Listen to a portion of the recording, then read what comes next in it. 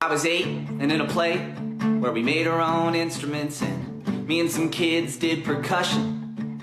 They said we should make some shakers with cans and paper and then just fill it up with something. Well, our moms made the shakers and most filled them with beans, but my mom said she filled mine up with fish rocks. Then the bean kids gathered round, that's what was making my sound. I said, y'all are in for a big shock. Said there's aquarium gravel in my shaker, so get ready for a different kind of music. They said, we don't believe you. I said, I'll give you a preview. So I opened up my shaker to prove it. And there were beans, just beans, just beans.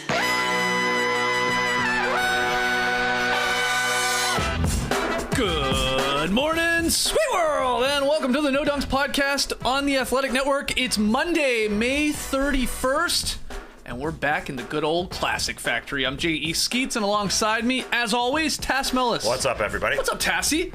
We got our top shot hot boy back from the Midwest, Trey Kirby. Hey, oh. International man of mystery, taking it to the max, Leigh Ellis. Friend. And last but not least, super producer and possibly Spider-Man at this point after that spider bite, JD. Yeah, I keep jumping on walls. Nothing yet. Oh, nothing? But I may have to metabolize or something. But yeah, no webs, no stickiness yet. But Okay. it's coming. It's coming. It's sticky in here. It's very humid in here in the Classic Factory. You have to get a dehumidifier in here. So. And we're going to be in here a lot today, too, because we've got this show starting our NBA Finals preview. And then later tonight, guys, around 7 p.m. Eastern, we'll be back here in the Classic Factory hosting a live stream to raise money for St. Jude Children's Research Hospital. Going to have some fun giveaways. Going to try and raise $30,000. The donation link is live. Maybe we could drop that in the stream team right now if you want to get started. But we're going to have a lot of fun with our guy Sam over in the UK trying to raise as much money as possible tonight, Lee. That's the goal here. Yeah. And it's going to get hot and stinky in here tonight. You wearing a suit for the charity drive? No, not wearing a suit. No, I don't know what I wear yet. I haven't decided what outfit to wear. You got a Dan Flashings type of shirt? I've got a pretty flashy shirt, yeah. Maybe I'll wear my Elton John shirt. I'm not sure. Yeah, we'll see. Well, tune in later tonight to see the shirt Lee's wearing and give $500 while you do it. Shout out to the stream team, though, joining us live right now on YouTube. Hope to see you again later. Subscribe, like, comment, share the show. Email in your NBA questions to nodunks@theathletic.com. Be hitting the beach maybe like Wednesday or Thursday, so later this week, because we got a couple shows here to fill before the finals start. But I got some questions for you guys, and let's start breaking it down. We can save the actual locked-in predictions for a little bit later, but let's take a look at the final schedule. Just a reminder for everybody. I like how that green and yellow pop on the screen there. That just looks like a nice graphic to me. Way to go, NBA. Yeah, great colors. Yeah, it just looks good. Hey, no black jerseys in this series. That's what I'm asking from these two teams. We don't know that for sure, though. Right, I'm just saying they should wear cool colored jerseys the entire time. Anybody can make a black jersey. Neither of these teams have black in their color schemes. Let's see those beautiful classics you've got. Okay. Well, Thursday night is game one. It's a 9 p.m. Eastern start. Yeah, the young Beantown boys, the actual boys out there that are Celtics fans. That's a late start for everybody of a younger age, but hey, let the kids stay up. They're out of school now. That's right. Watch the game. I think it's for the old folks. Good point. Yeah, good point. I think the kids can stay up till midnight. True. You said you fell asleep during the conference final game at one point. I did, Skeets. I did. I'm not a young buck anymore. That's all right. I used to be able to stay up till 11:45, but now, who are you? Well, hold on. I wasn't also in bed, planning on going to bed, but right. yeah. I mean, you guys have kids, so you can speak to this better than I can, but I know with my godson, he stayed up to watch Game 7. Which, obviously a late game, and he stays up for the whole thing. It ends around, 11:30, something like that. It's not the night that's the issue. You're right. He's a kid. He's going to stay up. It's that next morning. He's a bit of a monster. So I think that's what you got to be worried about. But anyway, let's get into the finals preview here. Biggest Warriors question, Tass. What's jumping off the page at you with this series here? Well, we know the Warriors' offense will cook. It's the Warriors' offense. They're going to score a lot, but against the best defense in the league, in the Boston Celtics, and the best defense remaining here in the playoffs, what can the Celtics take away from the Warriors? And I think the movement is still going to be there. I think the shots from deep twos and the three-point line are still going to be there. But maybe, just maybe, the Celtics can take away the rim. And I think that is an important spot for the Warriors. Bit of a history lesson here. Let's go back 2.5 months. The last time these two teams played in March, Celtics, Warriors, Marcus Smart got on the floor, rolled onto Steph Curry's ankle. Steph was out for the foreseeable future. Everybody thought, whoa, what's going to happen with these Golden State Warriors? He went out. You know who really thrived during that time? Jordan Poole. Yep. Jordan Poole got hot. And he started going to the rim in that game. But Robert Williams of the Boston Celtics was a beast inside. He blocked him twice. And I think Robert Williams is going to be key for taking away not only Jordan Poole shots, but some Steph shots because he gets going in tight. And also Draymond Green. I think Draymond Green's shots, we know, come close to the rim. So Robert Williams, I think, had 4 blocks in that one, 2 huge ones on Poole, as I mentioned. Him and Al Horford, that's where they have their advantage to me. If they can play incredible defense around the rim and take out Kevon Looney's advantage that he had over the last couple rounds, he has been great. You know, to me, the biggest man left in the playoffs. If those guys can block shots in the middle, I think you saw it. The Warriors' longest series so far in the playoffs was against the Grizzlies team that had a shot blocker in Jaren Jackson Jr. They went 5 in the first round against the Nuggets, then 6 against the Grizzlies. I think that really helps, just getting into the brains of the Golden State Warriors and their drivers. So if Robert Williams is in the mind of Poole, also Wiggins, who's on the offensive glass a lot, and Draymond Green and Kevon Looney, the health there is really, really important for Robert Williams because, you know, he didn't look healthy in Game 7 against the Miami Heat. He's been questionable, it feels like, every game for the last couple of weeks here, right? But hopefully this Monday, Tuesday, Wednesday off for him and the Celtics, I think that's really important because I know the Warriors are going to score from the outside. And I think most people just think, oh, they're going to score. But if you take away the interior, we got to hope. Yeah. We got to hope here for the Celtics. Yeah, what do you think about that? Yeah, my biggest question here for the Warriors is there any real concerns for them? Honestly, right now, because they're healthy, they're fresh, they're ready to go. And Klay Thompson, in his last 2 closeout games, is 16 for 30 from the field. But prior to that, he's 16 for 55 in every other game in the last 2 series. But it just sort of feels like Klay's playing himself into form and he's stepping up. Yeah. And you look at the Warriors and you look at, like, obviously Steph's going to be great. We know that. Klay should be good. Andrew Wiggins, Jordan Poole, those guys have had good moments as well throughout these playoffs. Are those guys all going to step up and contribute? I think they probably are. I think they are. And this is where I just sort of feel like with the Golden State Warriors is things are just so heavily in their favor right now that they don't have a lot of weaknesses. So Robert Williams, the injury concern there, but it doesn't really, like, the Celtics need everything going their way, whereas the Warriors have kind of got a few little bit of leeway here where things can go wrong for them, but they've got so many other guys who are contributing to fill in any gaps that they're missing. It just makes it so hard. Boston has to be so perfect from the start, and I think that's going to be really, really tough for them. Yeah, and the Warriors, by all accounts, might have like 3 guys back, too. Otto Porter Jr. is basically a lock that he'll be back for the finals here. Gary Payton II sounds like he's going to be playing at some point in this series. And then even possibly Iguodala, who they have, who hasn't played a lot, but maybe. I think he's sort of at practice, but not scrimmaging yet. So anyway, it sounds like GP2 and Otto Porter Jr. But yeah, they have a lot of pieces, like you said, and Kerr's going to try and find things. What are you looking at from the Warriors side of things, Trey? Definitely feels like the Warriors are getting healthier. Obviously, they're going to have the rest advantage, but I'm a little worried for Leigh. It sounds like he's going to end up picking a Warriors sweep. I don't know how he's going to walk into Beantown after doing that. Goodness. Scary stuff. They ain't going to let you... I don't know, man. I don't know, Leigh. You might want to reconsider for tomorrow. But I'm with Tass. I think the biggest question here, no doubt, is how the Warriors deal with the Celtics' size, their physicality, their length. Like he's saying, in the Grizzlies series, the Grizzlies held the Warriors to the equivalent of a bottom 5 offense by playing 2 bigs and by playing physical. And that's exactly what the Celtics are going to be able to do. Robert Williams, even if he's hobbled, he'll probably be able to play 20 minutes 5 out of the games, and if he can have a Jaren Jackson Jr. like impact, that would be huge. I think Horford's obviously a better defender in space than Steven Adams is, but definitely a worse rebounder. So that's a place where the Warriors could make some noise in the front court. Wiggins and Looney getting busy on the offensive rebounds, but paint touches are important for the Warriors. Poole's a guy that likes to score inside. Curry can score inside as well. Draymond, when he's aggressive, that really helps the Warriors, and obviously it opens things up outside. So I think trying to get inside, trying to take advantage of the offensive glass will be big for the Warriors. And obviously limiting turnovers is always the question with them. A lot of arms for the Celtics, getting in a lot of passing lanes. They're a really smart defensive team. And they've got the right kind of personnel to combat the Warriors, I do think, with Smart going to be hounding Curry out there. You've got a good matchup in Jaylen Brown probably on Klay Thompson.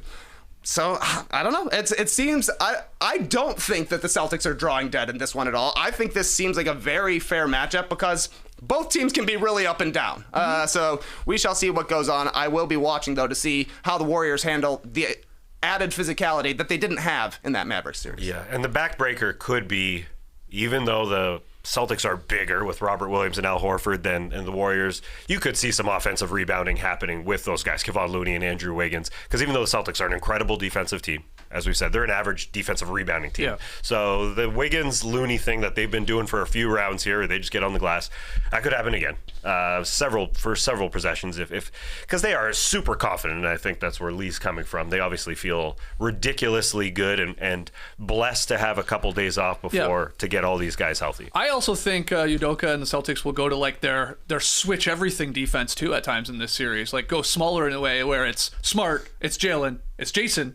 Then it's probably Derek White and even Grant Williams because they can switch absolutely everything in those. And that I know, of course, is that's if Williams can't play because of injury and stuff like that. And obviously Al Horford maybe gets exposed at times, but he's a great defender, so he's obviously going to play a lot of minutes. But you'll see that lineup at points, and we might see. I mean, as much as we talk about the offensive rebound and stuff like that, might see some small ball battles here with obviously Draymond at the 5 for the Warriors. I think the Celtics will have to do that because you look at who they've played so far in the playoffs. They had Kevin Durant, and they really did a great job on him.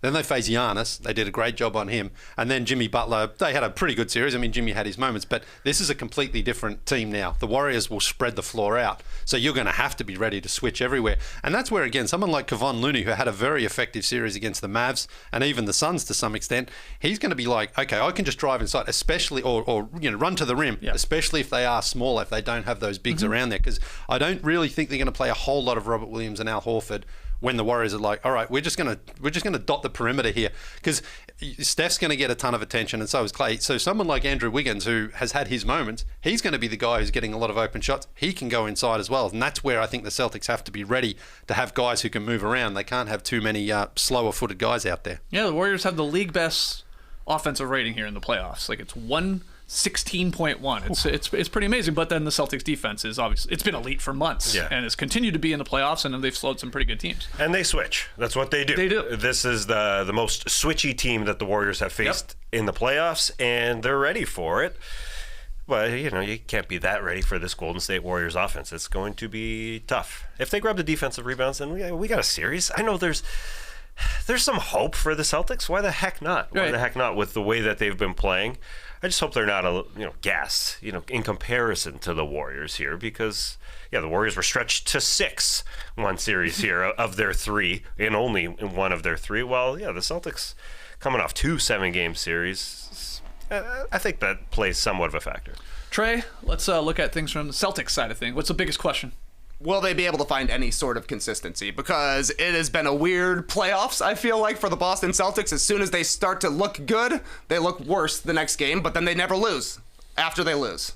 They haven't had a 2-game losing streak yet in the playoffs, but talent-wise, matchup-wise, kind of history-wise, playing against the Warriors since they've had Steph at the height of his powers, Celtics have done a pretty good job, but just look at their playoff record. 7-2 on the road, 5-4 at home. They lost twice in Beantown against both Milwaukee and Miami, but like I said, they haven't lost 2 straight in the playoffs. There's going to be big runs in this series. It could very easily, I feel like, go the way of the Miami and Boston series, where we're getting blowouts either way.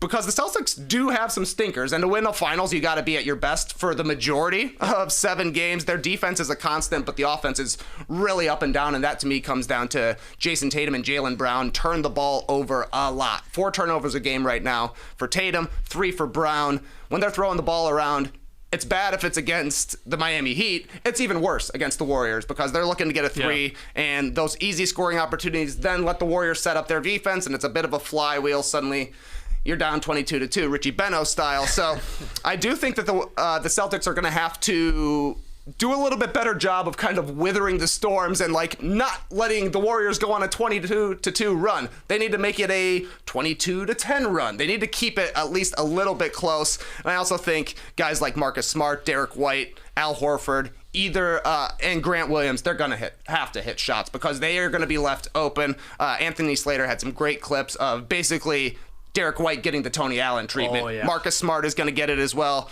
Al Horford's going to have open shots. So those role players that are used to shooting those threes, that are used to seeing those in rhythm, they got to knock them down. Yeah, the Celtics are going to pray that the Derek White from the last 2 games is in a lot of these games in the finals, because I'm with you 100%. They are going to, like, if he's out there, they're going to force him to hit shots. And he at times has here in the postseason, obviously. And he is a massive X factor, I think, for the Celtics if he's playing minutes. They're going to leave him open. Last 3 games, though, he was 16 of 30 in that Miami series. Yeah, it's a Jekyll and Hyde situation with Derek White, but right now we're Jekyllin, feeling good. He looks so confident, and if that Game 7 carries over to Game 1 of the finals, it's super key, I think, to get off to a good start against the Warriors.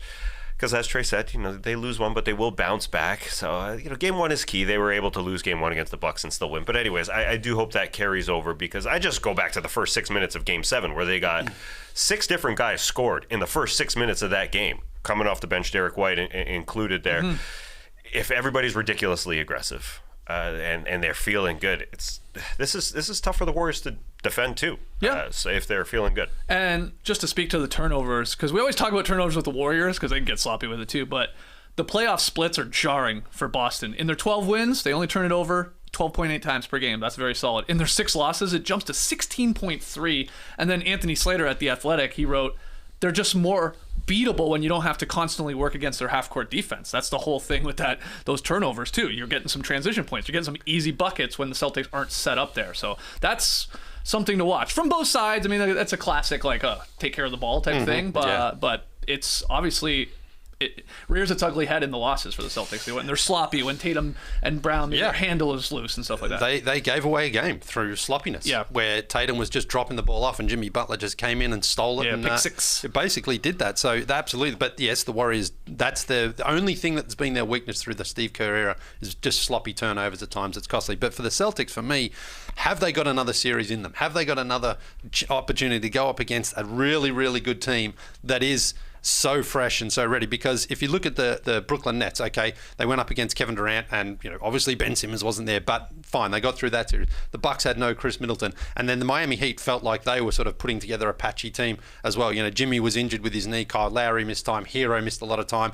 They're going up against now a team that doesn't have any real concerns for their main players like that, whereas the Celtics, Marcus Smart missed a couple of games. He says he's at like 65, 70%. And I believe him. I believe him because he's a physical guy. He throws his body around. It doesn't surprise me that he's got all sorts of injuries. Jaylen Brown had a hamstring issue. Jason Tatum even had a shoulder issue there. And then and there's someone else I'm missing there.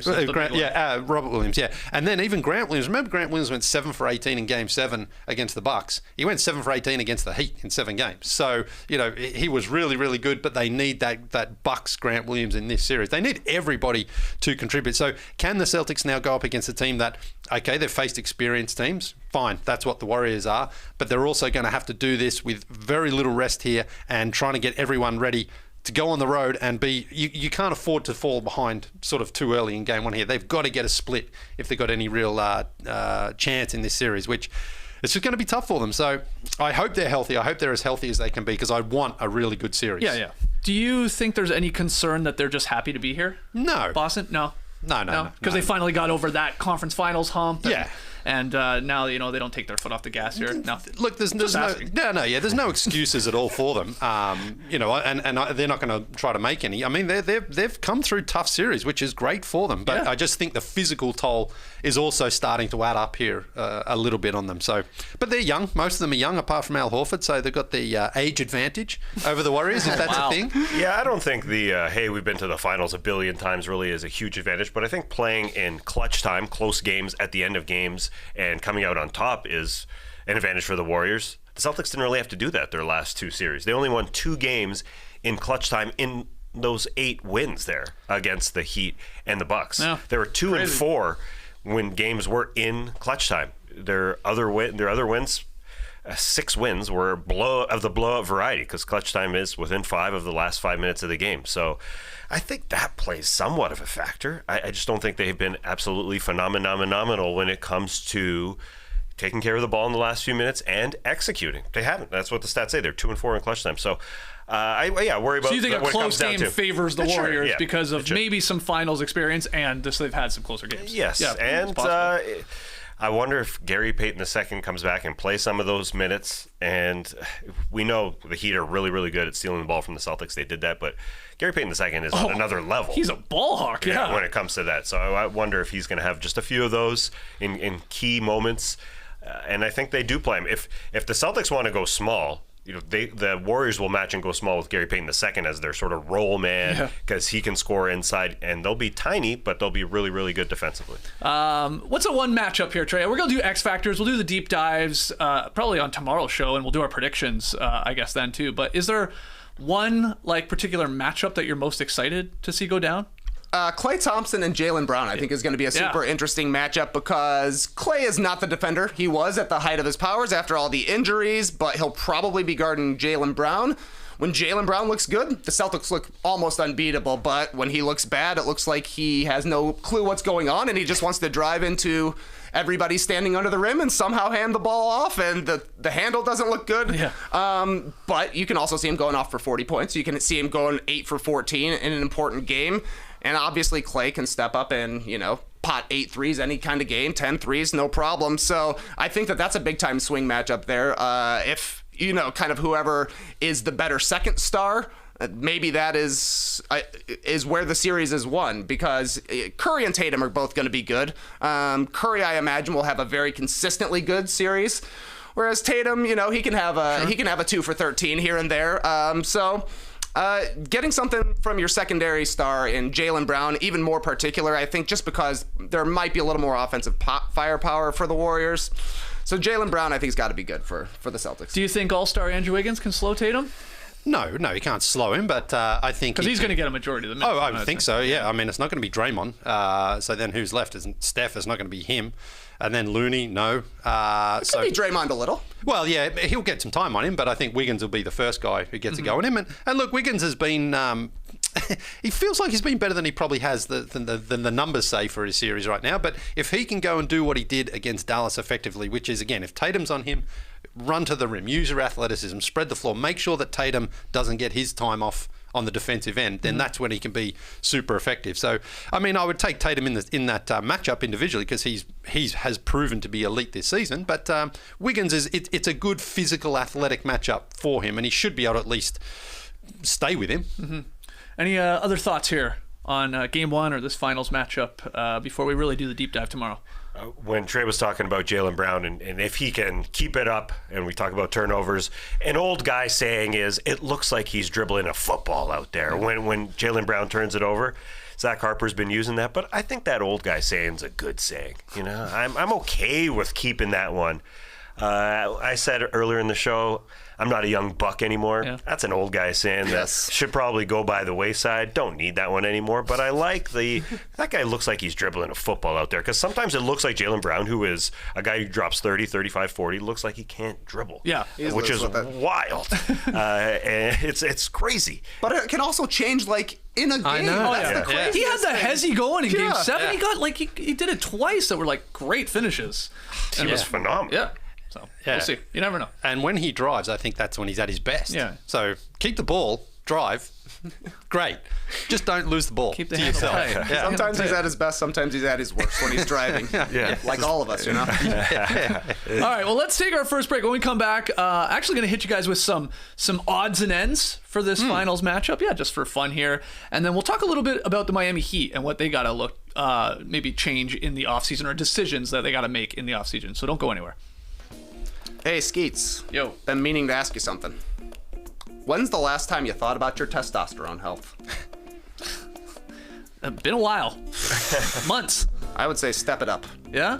It's never too early because experts believe that testosterone affects a bunch of important parts of our overall health like bone mass, libido, muscle health, and more. Thankfully, Roman's testosterone support supplements were designed by real doctors to make sure your body is maintaining its greatness. Roman T-Support is a proprietary supplement formulated by Roman's in-house doctors, and it's meant to help men maintain their body's natural testosterone production.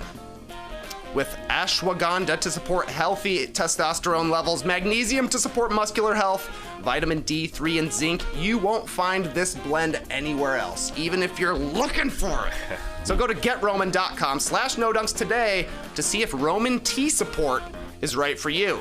If you're approved, you'll get $15 off your first order of Roman T-Support. Plus, Roman offers flexible monthly plans with free 2-day shipping after that. Fellas, it's never too early to start thinking about your testosterone health. So go to GetRoman.com/NoDunks to feel confident from the inside out with Roman. Trey, I gotta ask you. Yeah. When was the last time you thought about steaks? About a week and a half ago. All right. Well, you're going to think about them a little bit more after this ad read. We know 20 rebounds equals No Dunk's big beef. Omaha Steaks equals world's best beef. Naturally aged for the ultimate Right, mate, in tenderness, juiciness, and flavor. Omaha Steaks knows exactly what Dad wants. I know what Dad wants. Dad wants steaks. Stop giving Dad the same old gift when you get to Father's Day here. Give him an experience he'll always remember. Mouth-watering steaks and a reason to think about you. I want my dad chomping into a steak, thinking of his son. Every steak is flash frozen, vacuum sealed, and ready for Dad to love whenever he's hungry. And dads are always hungry. And these are backed by our unconditional 100% money-back guarantee. So wise up, Leigh. And remember, Omaha Steaks. Dads want steak. I love this ad copy. Yeah. When you give Dad perfectly aged and oh-so-tender steaks, you're not just giving him the best meal of his life, but the chance to grill them up and make a memory with you. That'd be nice. You grill with the boys at times, right? Yeah. Well, geez. Hands away from the grill, boys. Visit omahasteaks.com and type No Dunks in the search bar and order the Dads Want Steaks package today. You'll get 8 of their new, bigger Omaha Steak burgers absolutely free. And because it's Omaha Steaks, everything is backed by that 100% money-back guarantee. So Omaha Steaks, they are good. I have some. And don't sleep on the hot dogs from Omaha.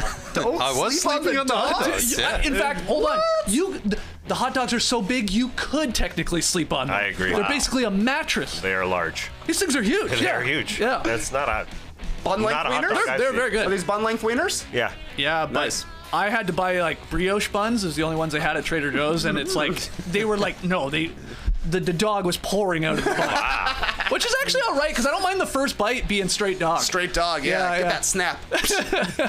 Okay, yeah, meat. Your testosterone health sounds fine. I'm fine, man. It's not ashwagandha. It's still there. What do you got? Oh, I have a horsey. Nay. Look, no one likes waiting on a paycheck, especially. Hold on. What did that mean? Don't you know from The Simpsons? Have you heard that? When Martin, I think Martin gets up and has I think he has a real big like America speech, patriotic speech. Okay. And, the whole class is going crazy, and then it's Milhouse comes up and he's got show and tell and stuff. He's like, I have a horsey. Nay. What? Anyway, no one likes waiting on a paycheck, especially when you've got bills due. Good thing there's Chime. Now you can get your paycheck up to 2 days early with direct deposit. That's up to 2 more days to save, pay bills, and generally just feel good about your money situation. But Chime is more than just about getting paid early. It's also an award-winning mobile app, checking account, debit card, and optional savings account. So continue your credit journey with Chime. Sign up takes only 2 minutes, enough time to cook a dog, and doesn't affect your credit score. Get started at chime.com/nodunks. That's chime.com/nodunks. The Chime Credit Builder Visa credit card is issued by Stride Bank NA pursuant to a license from Visa USA. Chime checking account and $200 qualifying direct deposit required to apply for the secured Chime Credit Builder Visa credit card. Regular on-time payment history can have a positive impact on your credit score. To score may vary, and some user scores may not improve. Try to hit it in one breath. Couldn't All do it. right. Nay. Okay, got some news here, actually, related to the finals. ESPN announced Monday that they have signed Pelicans' CJ McCollum to a multi-platform deal. Yes, this is the new thing. I didn't know the ESPN Basketball League was back. Yeah. So CJ is going to make his ESPN debut on Thursday during what they're calling the NBA Finals Celebrating 75, which is ESPN2's alternate broadcast or presentation of Game 1. I think he's also working on a podcast with ESPN. He's going to be an analyst during games during Summer League. But this is the new thing here. We got Draymond Green with TNT, and now you got CJ McCollum. He's Richard Branson of the NBA. He's got his wine line going. Yes. He's the president of the PA. That's right. He's a player in the game. Now he's an analyst. I mean, what else? What is he doing? He hasn't got time to do anything else, CJ. Yeah, busy guy. Yeah, great stuff. But no, he's very well spoken. He'll be, I think, brilliant in this role as well, because I think he's articulate, and I think he obviously is very well established in the game. And I also don't think he'll be afraid to call things as they are. I don't think he's going to be like just sort of someone who's going to sit there and say things to not offend anybody or anything like that. He's not going to be a hot take merchant. But I think he'll actually no, he's not there just to create viral moments. I think he'll really say what he believes and sees. Going to put that journalistic degree to use here. I think so. Yeah. Okay. So great to see. You have high hopes for CJ. I do. So you might be watching the alternate presentation. Probably not. No. I mean, no. Well, you can't watch both. I mean, I can't have two screens going. I didn't say you had to watch both. I asked if you wanted to watch one with him on it. I mean. Maybe I will watch for tune in for one game. Yeah, I think you should. I hope we get Mike Breen back at least. I don't think you could say all those kind things about CJ McCollum and then not even tune in to see if he actually lives up to the hype. Okay, I'll do it for game 1. Any thoughts here on CJ getting a role with ESPN? I didn't know he had a journalism degree. Forgot about that. Yeah, Lehigh, right? Yeah. Oh yeah. Yep. Not Leigh. No. Lehigh. Leigh University. Ellis High School. Lehigh. I graduated from Lehigh. Class of 78. The key is like what Leigh is saying. You got to be like a J.J. Redick and a Draymond Green. The two recent additions to the NBA media world. They both are willing to say negative things about their fellow players. J.J. Redick obviously has been dunking on Bob Cousy since he got to ESPN, and Draymond Green was picking against the Miami Heat while they were still playing. Right. So as long as CJ's willing to be that honest, then he will do a good job. I think JJ got himself a job working during the games while he was watching this weekend. It was game 7. ESPN was doing it at halftime. Stephen A. Smith said, "What the hell are the Boston Celtics doing?" And Boston was up. JJ Redick tweeted, "What game is he watching?" Calling Stephen A. out from the couch. That's the kind of stuff we want. He's got to get out there. You got to counter the hot take merchants. Yeah. With your own spice. I'm trying to think of the merchant. Yeah, like Kendrick counters the hot take merchants. I don't know. I mean, Kendrick Perkins has a lot of just sort of, crazy takes just to create. He's a merchant. Yeah. Merchant. Never heard them called that. Carry on. Yeah. Okay. Yes. Carry the hell on. Okay, I got some odds for you guys, but we can turn this into a little trivia if you want. So, the series correct score. What do you think? Like the favorite, or the I guess what do you say? Worst odds, I guess. Payout, I guess. The most common score, the number one score. Do you think of this series is right now, according to Vegas? It's Warriors definitely in. You're wrong. Really? Fascinating, isn't it? Celtics in. It's Celtics in 6. Plus 380, right? And this is the weird part, because the Warriors are favorite in the series. But the correct final score, that is at plus 380, followed by the Warriors in 7 at plus 425, and then the Warriors in 5 at plus 450, and then the Warriors in 6 at plus 475. Strange. That's why you should never gamble.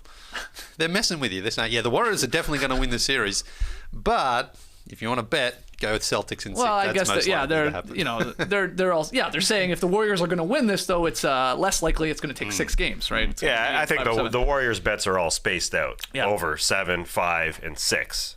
While the Celtics, everybody knows they ain't winning 4, they ain't winning 5, they ain't winning 7, they're winning in 6. Right. So I think that's where the odds come in. So the way you were talking about it in the last segment, this guy's riding high on the Warriors here. Plus 1,200 to sweep.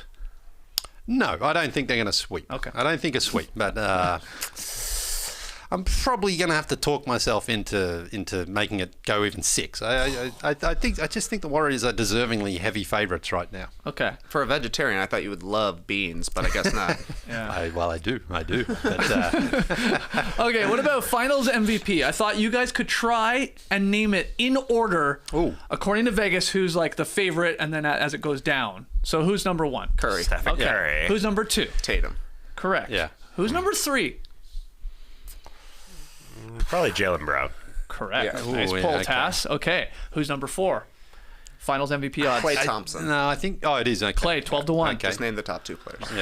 Now it's gonna get a little fun here. Who's 5, 6, 7? I'll tell you right now, they're all Warriors. Let's see if you can name them in order. Poole over Wiggins. Poole. I go Poole. Draymond you said Draymond. Yeah, I know. 18-1 odds. Then it's Poole and Wiggins. it's Wiggins, then Poole. yeah. Wiggins 20-1, Poole 22-1, so pretty close. And then you got a couple. There's Marcus lots Smart. more left here, but Marcus Smart at 40-1. Leigh. Yeah, nah. Come on. I wouldn't. Great defense. Okay, Yeah. They're gonna leave him what's open. the story for Marcus Smart to win Finals MVP? He's got to contain Curry. Yeah. Right. Yeah. So he gets the Iguodala bump there. right, got to get the Does that, Iguodala yeah. bump, and then, then he he's has got to to hit a cook. bunch of threes. He's Yeah. got to have a couple 20-point games. 11 threes in Game 7. Yeah. There you go. Yeah. We wrote the Marcus Smart Finals MVP narrative, and then just to fill it out here, it's Al Horford. 66-1 odds. Wow. And then it really drops off. It's Looney, it's White, Time Lord, Gary Payton II, Grant Williams, Moody. Moody makes Moody it. has odds? Bielitsa has 500-1 odds. Yeah. Gary Payton II, better odds than Williams. Oh, maybe they're tied. Whatever. Yeah. No. Yeah. Oh, tied. 300-1. Okay. Oh, that was a lot of fun. Okay. Horford too low, I would say. Really? Maybe. He should be closer to Draymond, I think. Horford's a better offensive player than Draymond is, and he's obviously just as vital defensively as Draymond is to the Warriors. I think they should be neck and neck for number 5. Wow. All right. Let's talk a little bit about the Miami Heat.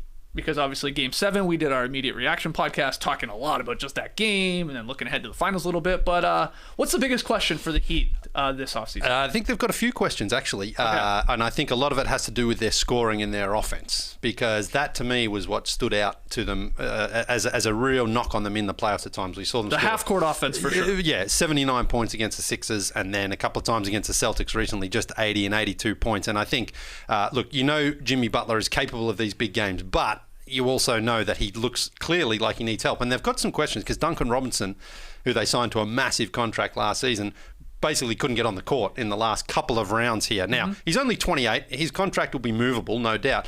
But they also have to understand, okay, what do we do here with Duncan Robinson? He's a shooter. He's not a scorer. And if he's not shooting, he doesn't really do anything for that team. So they've sort of got an asset that would be in demand by a lot of teams, but I think they also we kind of need him as well. We just need him to be the guy that earned that contract, and he hasn't been. Then they've got someone like a PJ Tucker who is old. Player option. Yeah, player option. He's also 37. And, how much longer can you sort of go with these sort of guys being significant players on the team? Kyle Lowry as well, 36. I think he had a very good season for the most part. But I'm also maybe he's also starting to catch up with them a little bit. He was injured in the playoffs. He was okay against the Celtics there, but things like that caught up to them. So I think they really, defensively, Miami's always going to be good. They're always going to be a rock-solid defense, but they need to improve having other guys score. Bam Adebayo is an interesting one as well because very good player, no doubt about it, great defensive player as well. But in the playoffs, he wasn't that good for them. His scoring dropped off. And we saw a couple of games where he had the 25 when Robert Williams wasn't playing. He played well when the Joel Embiid didn't play for the Sixers.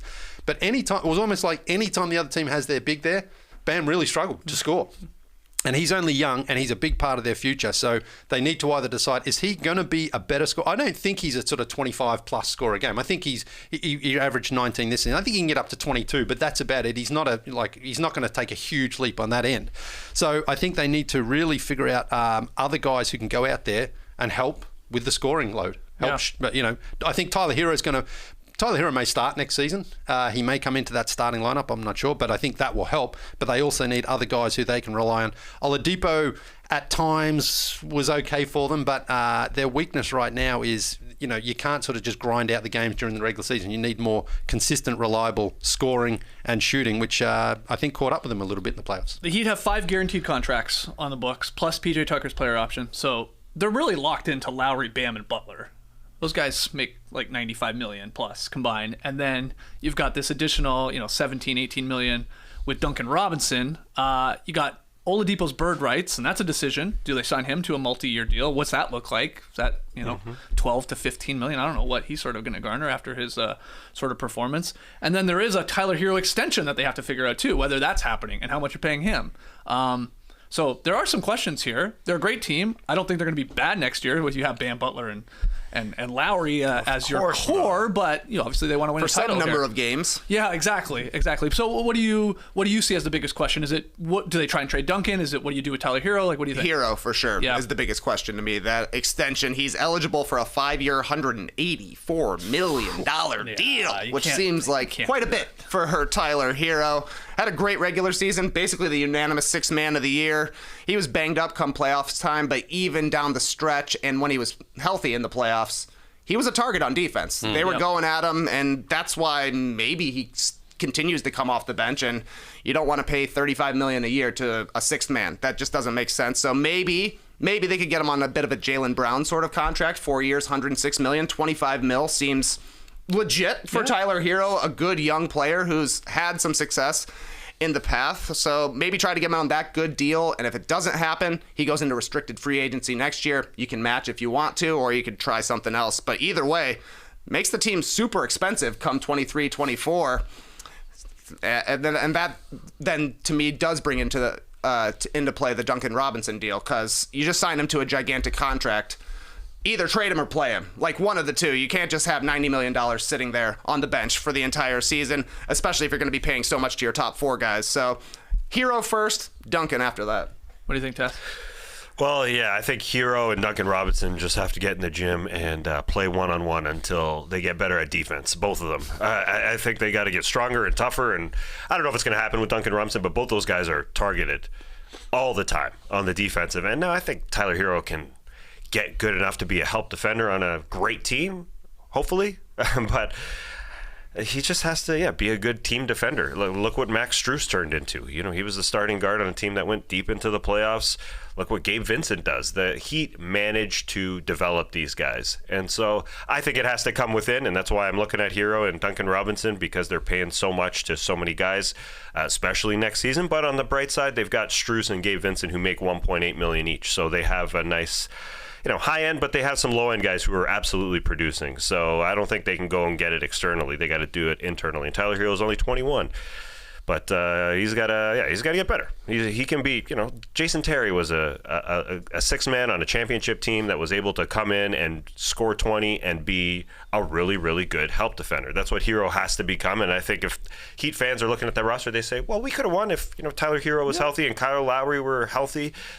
So those guys, and I mentioned Vincent and Strus and Duncan Robinson, they got to be great regular season guys to get to the playoffs. So, old man Lowry and older man Butler, and those guys don't have to play 82 games because they don't anymore. Right. I mean, they can't.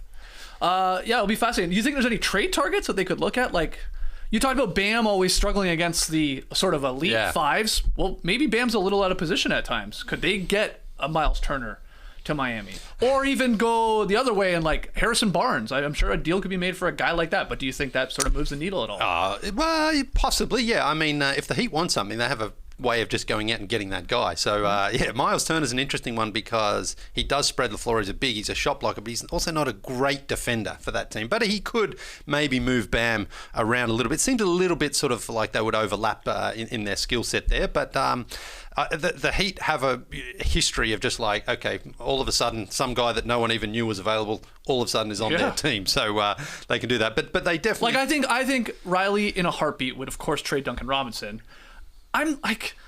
Herro's more interesting because the guy does score 20 points per game. Like that is, and 5-4, and like for a team that needs guys to score in a half-court setting, he is somewhat reliable, and when he's healthy, as a he's so young, and stuff like that. Yeah. He's so young. You're going to want to have him on a contract because even down the line when they trade for Embiid, like it'll be nice to put Herro into that trade.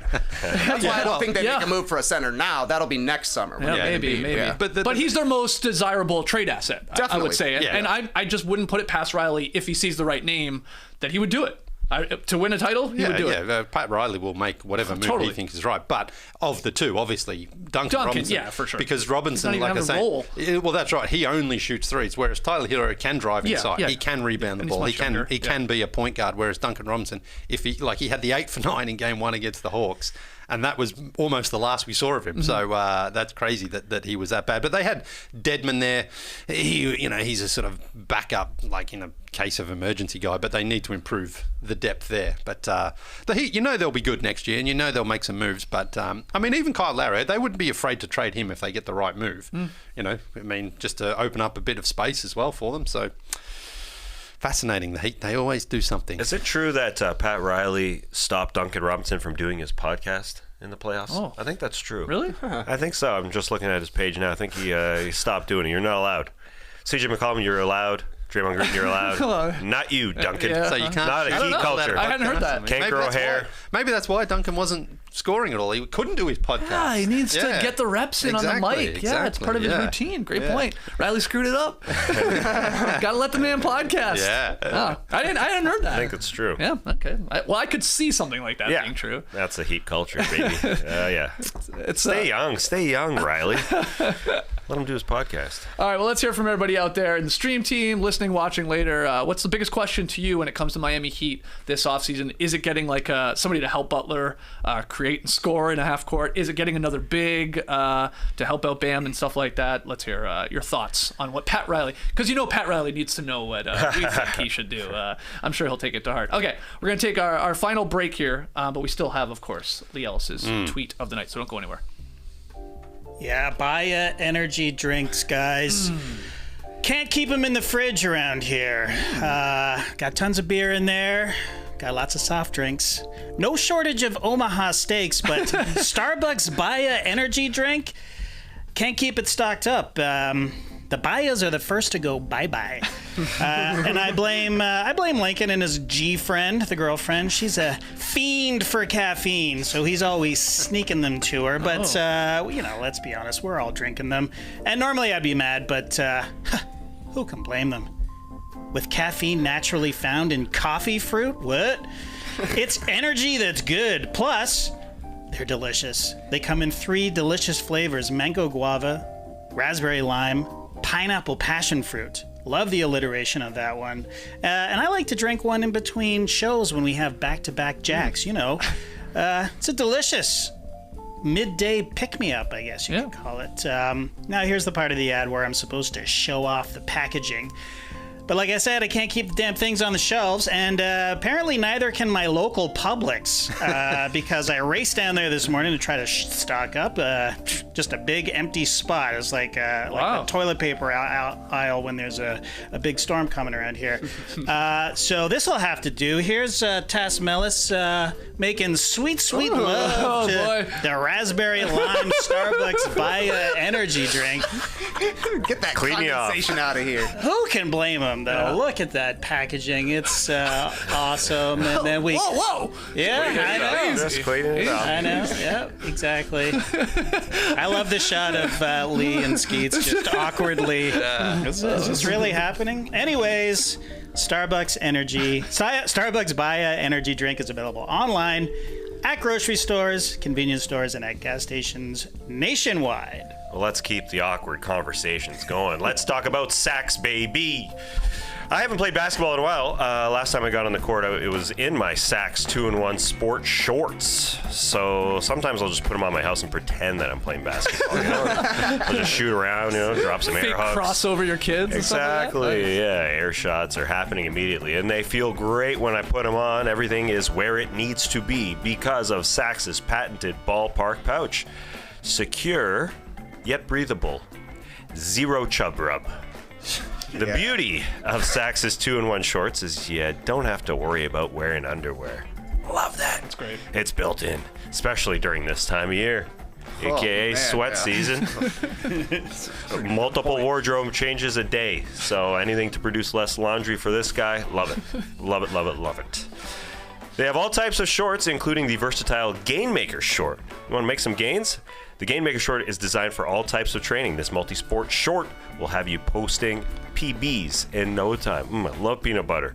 Its breathable liner is made from a moisture-wicking material and comes from a hidden stash pocket. Then there's Saks' Sport to Life short. This style is built to go back and forth between sport and everyday activities. Hit the gym, grab a beer, hang with friends. This one does it all. And of course, everything is backed by Sax's Comfort Guarantee. That's 100% satisfaction or your money back. And you can take advantage of our special offer today. Head on over to sax.com/nodunks and get 10% off plus free shipping using promo code NODUNKS. That's saxx.com/nodunks and promo code NODUNKS for 10% off and free shipping. It's good to have live ad reads back. It's been a while. Like a week. Yeah. I mean, Mondays. Well, I guess it's Tuesday today, Yeah. but yeah, you want to get in early in the week. That's right. Yeah, That's great. for those freestyles. Shout out to everybody joining us live. Take a second. Like the video. Just hit that little button. That little thumbs up. Just do it. Right now. If you haven't done it, hit it. Ain't nothing going to happen on your end, except it's going to change color. That's it. And we don't even know what it does on our end. we just like it. Like our own. We like the confirmation. Video? I think you can. you Yeah. can. Oh, yeah. Yeah. Not throwing on. All right, go like it. Yeah. Let's get to tweet of the night. Tweet of the night. Wow. Twitter. Leigh, I'm going to need a good tweet from you here today, okay? Do you like sports? I love sports. Do you like it when we have athletes that have like a crossover from one sport to the other? Hell yeah. One of the greatest legends of his sport over the weekend was getting some buckets. Wayne Gretzky? No, but from that same sort of era as Wayne Gretzky in the late 80s. Bjorn Borg? No. This guy has he can lay claim to, at 20 years of age, basically saying to everyone in the world in 1986, I could beat all of you up. Doc Gooden. No. Oh. Mike Tyson. Iron Mike Tyson. Oh, I saw this. Yeah. Yeah, all right. he was getting some buckets yeah. on Instagram, and look at this. Not only is he getting buckets, he's got a cigar while he's doing it. Oh, jeez. Now look, it's a little flat, but it's effective. It's so to Yeah. me. I'm not you going tell him to it's tell him flat. it's broken. Yeah. No. Oh man, it's a line drive. But it's okay. So it's not really a cigar, but it's or what is it? I can't quite tell. It's not. Okay, focus I on the jump wonder. shot. Yeah. Yeah. Anyway, I mean, look, I thought, okay, one shot, fine, but I think he went 3 for 3 there on just those lasers straight Yeah. at the rim, while having a dart, in his Wow. mouth there. So he's throwing a dart. Yeah. That does look crazy. That rim's not 10 feet. No way. Well, I don't know, because then the guy is standing under the rim, and it does Yeah, look but- sort of high. No, but Mike's only 5'10" himself, so I think that's 9 feet yeah. or something. Oh, okay. Yeah. But anyway, again, no one's going to go up to him and say, "Hey, that's not regulation size, Mike. You got to put a 10-footer out there." You just enjoy it. Just enjoy Mike Tyson out there. Okay. So yeah, there you go. Would you say he's a beautiful shooter of the basketball? No, I wouldn't say that. I wouldn't say that to him, but I would say it from the safety of the studio here in Atlanta that he's not a beautiful shooter. But it's always interesting to see how some guys who are natural athletes in whatever sport they're in, sometimes when they pick up a basketball, it's like they've never shot one in their life. And Mike, to me, looks like he hasn't shot a whole lot of basketballs in his life. No. He's just like, I'm just going to. Something tells me he would dribble a basketball like a football. Yeah. That's what my gut says. Just from that little clip. Yeah. But hey, look, he's dropping them in. He was splashing them in, and great for him. Okay. Yeah. Great.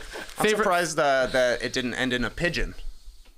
Ah. Oh, nice. Yeah. Very nice. Yeah. Very Thanks for nice. knowing about Mike Tyson. Does he pigeons, still do everyone. that? Does he still have his birds? A man never gives up his birds. Yeah. He had a tiger at one point as well there, Mike. Yeah. Sure. What's your favorite Mike Tyson fight? Probably against Spinks in 1989. That was It's the big. Sachs. It's called Sachs underwear. Michael Spinks was the heavyweight champ at the time. It's actually and it a was lynx. Well, he fought Lennox Lewis twice. In fact, I met Don King out the front of a restaurant in London when it was building up the Lennox Lewis Mike Tyson fight. why I asked these Only in London, baby. it This is was. why I That asked was the these same- questions. That was the same restaurant I met Richard Branson at too. So Wow. Yeah. I shook his hand with Don King and everything. You met them both at the same time? No. Oh. One time. And then, I thought you were like a visual of you going get a- like this Yeah, with no, Branson no. and Don King. Yeah. No, the Richard Branson had time to go and get the camera. I've got a photo of that. But Yeah, of Don course. King, I was just walking along and there was a big like media scrum and I was like, I wonder what's going on here, because this is a kind of a famous restaurant. And then all of a sudden, he was just coming out, and it was just classic Don King, the hair up, the noise, like laughing, having a really good time. And I managed to just squirm my way through the crowd and say, Don, big fan, nice to meet you. You're a big Don King fan. Well, in the moment. I've got to shake his hand. He said, how you doing? It was great. It was a great moment. Did you feel like you gave him an extra strong handshake? I gave it a fairly good grip, yeah, because he came with a pretty strong grip as well, yeah. So I was like, if you go in with Don King, you got to go in, you can't go in with a limp wrist or anything like that. Do we know this story? Is this a new one? I don't remember saying the Don King part. Maybe I haven't told that one before, but wow. yeah, it was great. But somehow there's no photo of this. No, unfortunately, because like I say, I was just walking out at the time, whereas Branson, another guy was stalking him out, said, hey, word got out, Richard Branson's in the restaurant and at Haleppi up there. So raced home, got the old camera out. You raced home to go see. Yeah. Well, I mean, I just lived around the corner. Oh, okay. Yeah. All right. Go and get the camera. So went and got it, and it was great. All right, cool. Well, these are the type of stories you're going to hear tonight. I'll promise you that, because we got our No Dunks 2022 charity drive. Yeah, we do. For St. Jude Children's Research Hospital. Guys, 7 p.m. Eastern tonight. The boys back here in the Classic Factory. Sam joining us from over in the UK to help us out with the fundraising element of it all. We're going to try and raise $30,000. Wow. Did we bite off a little bit more than we can chew? I mean, chunky. Hey, aim high. Chunky chunk. Aim high. I like that, Tass. Yeah. I like that. 30K. That's our goal. And you can start donating right now. I believe we dropped the link in the stream team. Maybe we can do that again. It's below in the comments section of this YouTube video as well. We're already at 335 USD. All right. That's what, 1% of the way there? 1%, baby. There we go. Haven't even started. So we are going to have a blast tonight. Leigh is going to tell us every celebrity encounter he's ever had. That'd be a fun top 10 or top 5 or something list that you can maybe work on today. Oh, yeah, okay. That's what I've got. Okay. All right. That'd be good. So yeah, join us tonight, 7 p.m. Eastern, trying to raise money, obviously, for a great cause, St. Jude Children's Research Hospital. And there will be giveaways. I think we got some jerseys to give away. We got some video games to give away. So yeah, we'll have a blast tonight. Just come hang with us. There's no games on, although there is a hockey game on. Maybe we'll have that secondary screen or something like that. Yeah, tune in if you want to hear about the Edmonton Oilers versus the Colorado Avalanche. What do you got, Tass? Oilers are dead to me. Ooh. Go Lanch. That's what people say. Yeah. This guy, Connor McDavid. Yeah, he's the great. real deal. Great skater. It's fun to watch Fastest the Oilers. skater that Paul Coffey has ever seen. Jeez. Fastest skater that Paul Correa has ever seen. What does Mike Gartner think? Also, the fastest player that Mike Gartner's ever seen. Wow, okay, then he was fast, so okay, I'll take that to heart. Email in your NBA questions to nodunks@theathletic.com. Follow us on Twitter, Instagram, Facebook, TikTok @NoDunksInc. Get yourself an Athletic subscription. I mean, our reporters there, our writers that cover the NBA, just dropping finals piece after finals piece right now. If you really want to know what's going to happen in these finals, get yourself a subscription. Go to theathletic.com/nodunks. All There's right. good writers for every team at The Athletic, but I will say that the Celtics crew and the Warriors crew, They're elite. they're incredible. Elite. So this is going to be some good writing. Good time to get in. Okay, perfect. Theathletic.com/nodunks, so they know that we sent you when you get that subscription. What do you got planned for the day? How you tackling the day with us coming back here tonight, Tass? What are you doing? You gonna go hit the diamond, by the way? You gonna take some cuts? Yeah, I'm gonna go take some ground balls. Gotta get down. 2 hands. You want to play baseball in here tonight? In here? Yes. Table baseball. I'll bring a glove. I've been waiting. I've had it at my house for months. Don't have a ball. I've got it in my. I've got a glove in my car, ready to go all Oh, that's times. smart. That's very smart. Okay. This feels like a diamond, like a field a yeah. little bit here. So who'd be first base? I guess big guy. Yeah. Trey, yeah. Yeah. Tass I'll playing play second. This seems I'll to be play like shortstop. a pretty fair little setup here. Shortstop. Yeah, this is probably how we would do it. You got a strong arm there, Lee? Yeah. Yeah. Yeah, I can tell. Yeah. Yeah? Really slaying the old hard skin. Who's gonna turn 2 better though? Tass or Leigh at second base there? I'm thinking about. Tass. I think Tass. Yeah, I think we're putting you on third. All right. I mean, you and Tass have had a long-standing connection, so I assume That's the true. Our chemistry chemistry. We're like second bag there. flipping over Yeah. each other, little backhand, little tosses, whatever you call them. I know. a lot Ray of them. Ordonez and Carlos Baerga. Oh, I was thinking Lang Whitaker and Alan Trammell. Lang Whitaker. Lou. His brother Lou. Well, yeah, they had That's some pretty chemistry. impressive. Not bad. Alan Trammell. I'm more impressed with that goal, but I screwed up. Lang Whitaker. Lou Whitaker. Go Tigers. All right. Back tonight for lots of larfs. Join us 7 p.m. Eastern. Until then, Clipper Bros. You heard it here first. Have a great time. Turn up. Love you guys. Awesome. Thanks for joining us, and remember, go Lanch. Nothing survives an avalanche. I mean, oil's been around a long time. Been around a long time. Embrace the day, people.